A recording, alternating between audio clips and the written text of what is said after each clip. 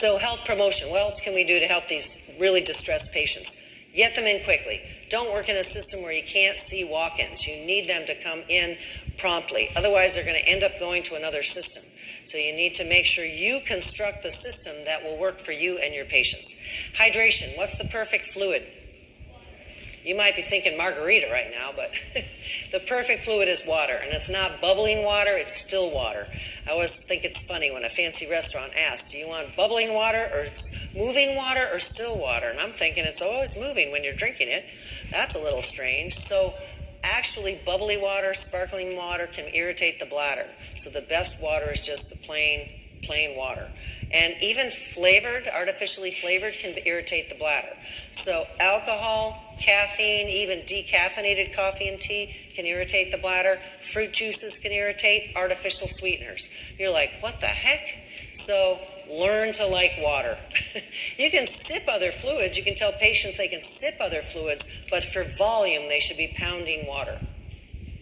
Cranberry juice has been overrated. I come from cranberry country on Cape Cod. I love cranberries, but unfortunately they just really haven't proven themselves, and that's according to the Cochrane reviews, and it doesn't get better than a Cochrane review. So the other thing that you want to think about telling patients is have them urinate after they have relations. And when they resume relations, tell them to test the system like I talked about earlier. So set the timer for 2 minutes, use extra lubrication, see how everything feels down there.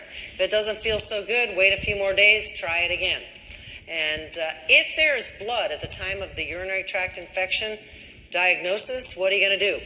If they didn't say it was they had their menses, you're going to follow that like a hawk, especially if they're high risk for bladder or kidney cancer. And we're going to get into that shortly in terms of who's high risk.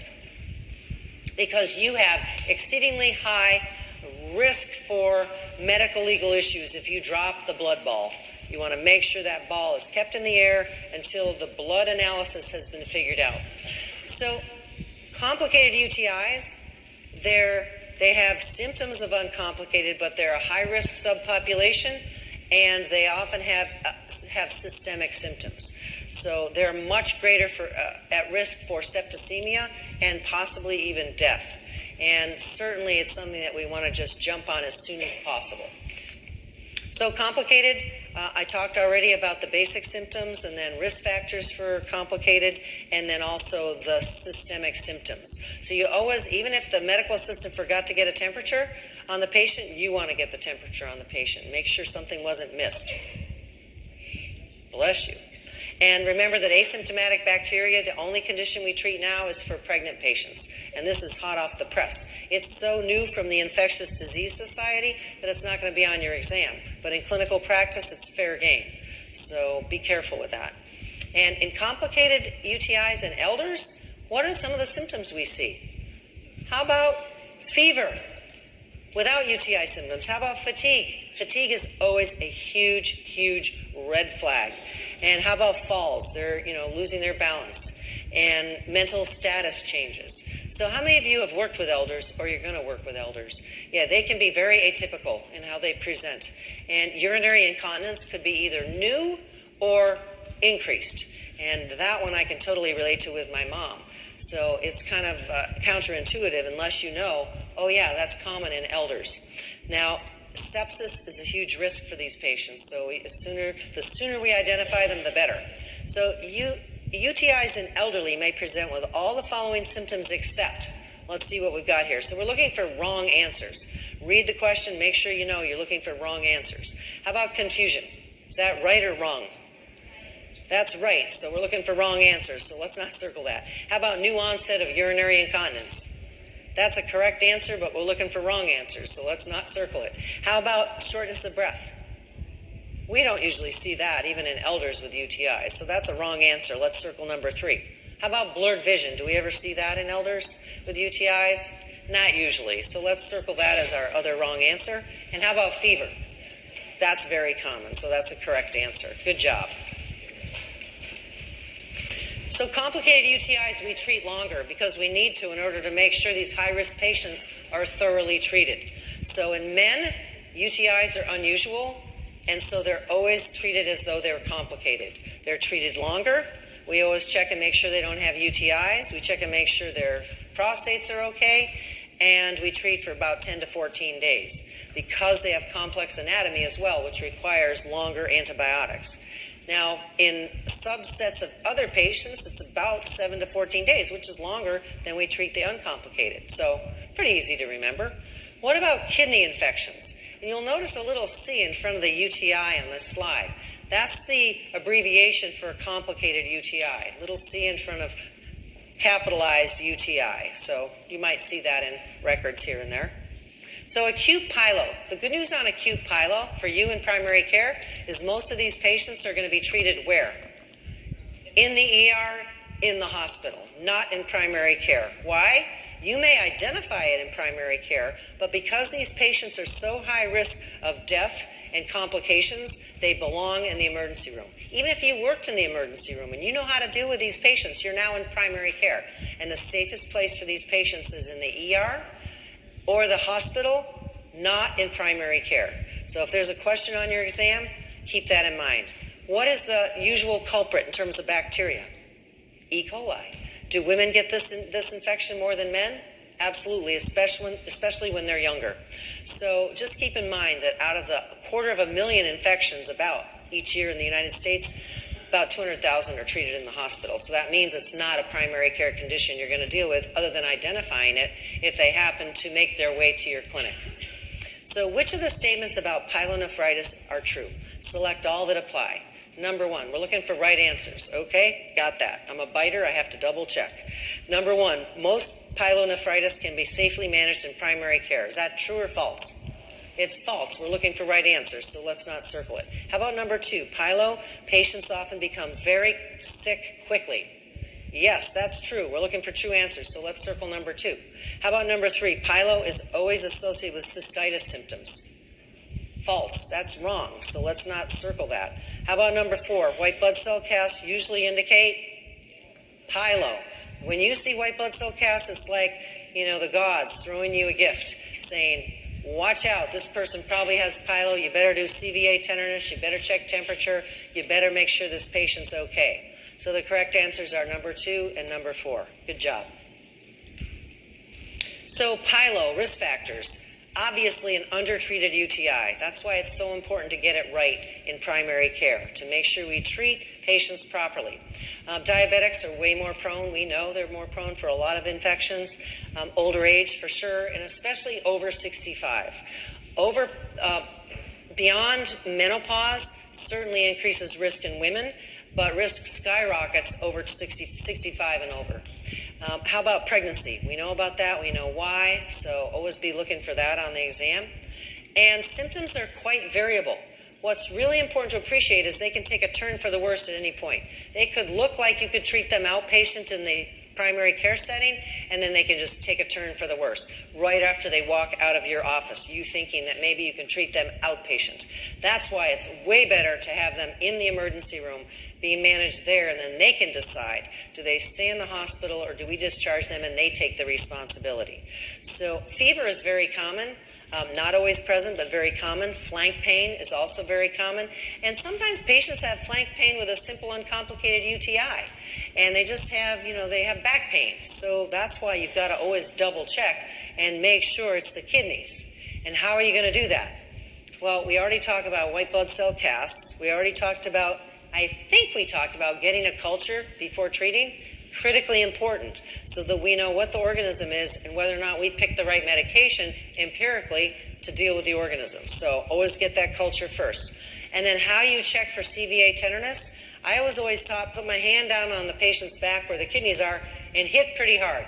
And if I put my hand down and I hit the back of my hand, I know if I'm hitting pretty hard versus if I just whack the patient. If you hit the patient too hard, they might never come back to you. And if you hit them with a little pansy tap, that might not cause enough vibration to cause the kidneys pain and have the patient say, ow, that hurt. So I always think it's a good technique to put your hand down and hit the back of your hand. If you did a white blood cell count, you might see an elevated white blood cell. A CBC, you might see an elevated white count. You might see an elevated SED rate. And remember, if you're thinking, because you're in acute care and you're sort of used to these really sick patients, you're thinking blood culture, where do those patients belong? ER, exactly. We don't do blood cultures in primary care. We don't do them. So you'd be inappropriate to say blood cultures on an exam question. If they say, call the ambulance, send them to the emergency room, you would be correct on that action. UTIs in men, I think Amelie already addressed that pretty well, so just know that that is something that's unusual, and we want to be really careful that we treat men very thoroughly. So PILO, basically your answer on an exam question is refer. But in case you do treat outpatient, which is not going to be a very normal situation, you do have outpatient treatment options. You don't have to memorize them. For the sake of time, I'm just going to say they're here for your reference, and that makes life a little bit easier for you at this point in your day. Other kidney problems, hematuria is hugely important. It's a ball that does get dropped in primary care too often, and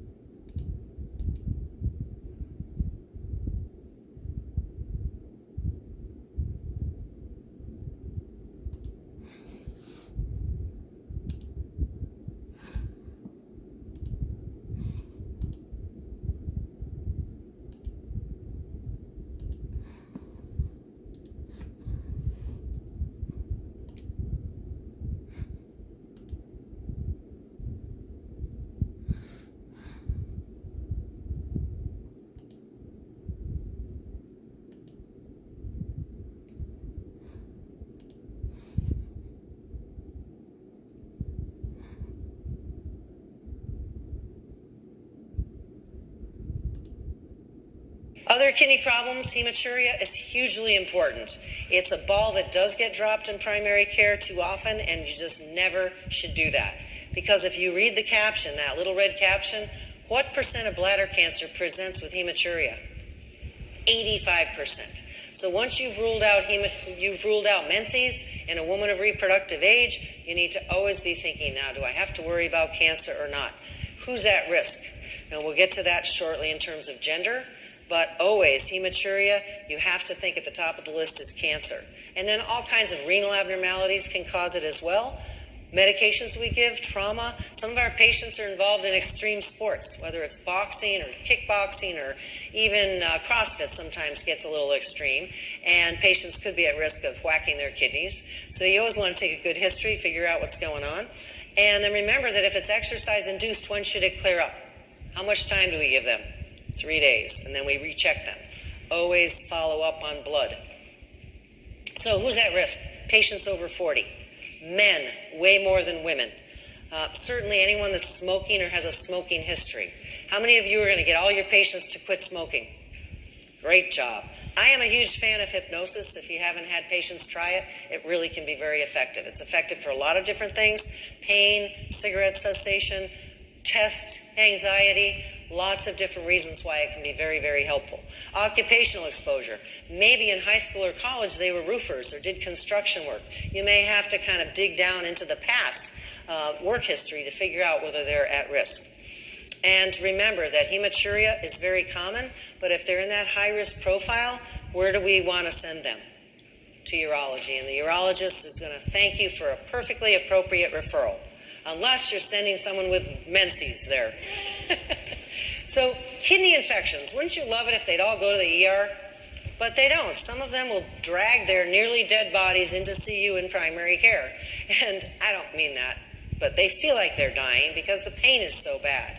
And what you're going to do is pull out the strongest medication you have, give them as much relief as you can, and more than likely refer them to the ER. Now, sometimes we're going to be a distance from the ER, so that's where the pain medication comes in. The other possibility is a urology consult, which will happen if they go to the ER, and is highly recommended if you're worried about obstruction or if they continue to be really sick. Now, if you're really remote, you might give an alpha blocker or try to open the ureters to get the stone to pass. I worked for 7 years in rural Alaska, 500 miles off the road system. We did whatever we could do to help patients until maybe the blizzard cleared and they could get into the big city of Anchorage, which wasn't a very big city, but to us it was. They had a movie theater. It was so exciting. All right, so measuring kidney function. You're going to do that a lot, especially with older patients. And remember, the baby boomers are going to monopolize your practice because there are so many of us. So you just have to hope that more and more of us are walking our talk and living a healthy life so we're not overwhelming you, because the numbers are really mind-boggling. So kidney function. Often we're going to be checking serum creatinine. We're going to be checking not so much creatinine clearance. That tends to be something that urologists and nephrologists do, and I'll explain why. But estimated GFR, you're going to be doing that a lot. So keep in mind, you want to really zoom in on normal for estimated GFR. So what is creatinine? It's produced by muscle, and it's excreted through the kidneys. So in most patients, unless they lift weights and do resistance training, there's a gradual decline. It starts at age 30. And it continues and accelerates more as patients get older. Talk about depressing, huh? So my plea to you again is to think about lifting weights. Hire a trainer, get into the gym. Cardio is not sufficient. Running is not sufficient to be able to protect your muscle mass. So remember that with age, there is a decline, unless patients are doing something to counteract that. So with serum creatinine, if they have normal renal function, if you see them and they look like they're sarcopenic, meaning they have low muscle mass, what would you expect about the serum creatinine? That it's low. There's not much being produced. The kidneys are functioning, so it's low. What if they have normal muscle mass for their age? Then you'd expect the serum creatinine to be normal. If they have high muscle mass, you're seeing Arnold Schwarzenegger, what would you expect? He's got normal renal function at this point. You'd expect the serum creatinine to be elevated. Now, it gets a little bit more tricky, especially at this time of day. It's after 5 o'clock. It's after 5 o'clock somewhere. It's going to be relaxation time soon. But say you have a patient that has abnormal renal function. They could have low muscle mass and have a normal serum creatinine because they can't excrete it, because their kidneys aren't working as well. So it can throw you off. You have to sort of think about this. They could have normal muscle mass and actually have an elevated serum creatinine. So you just don't want to think about this when you're really, really tired. Come back to it sometime when you're a little more rested, and it'll be like, boom, you'll immediately get it. So you always want to profile a patient. Do they look normal for their age, or do they look like they're, real muscular, or they're sarcopenic, and then go from there? Creatinine clearance, it's a better test of kidney function than basic creatinine, but unfortunately it's very inconvenient. Why? If you were at this course and you were getting a 24-hour urine, you'd have a jug underneath the table. I could see it because there are no drapes on the tables, and you'd have to take it with you every time you go to the bathroom and collect every urine sample. It is highly inconvenient. So it generally is not done much in primary care. But who does do it? Nephrologists, absolutely, because it's very accurate. Now, instead, we do an estimated GFR, and we do it a lot, and we're going to know what the normal is, and we're going to know what the abnormal is. So what's the cutoff for normal, abnormal? When do we start worrying about this in general in terms of the age of the patient? 60, definitely 65. So what's normal? Over 60, abnormal, under 60. And you have to make room in your brain for this because it could be on your exam. And you're going to use it in clinical practice, which is why it could be on your exam.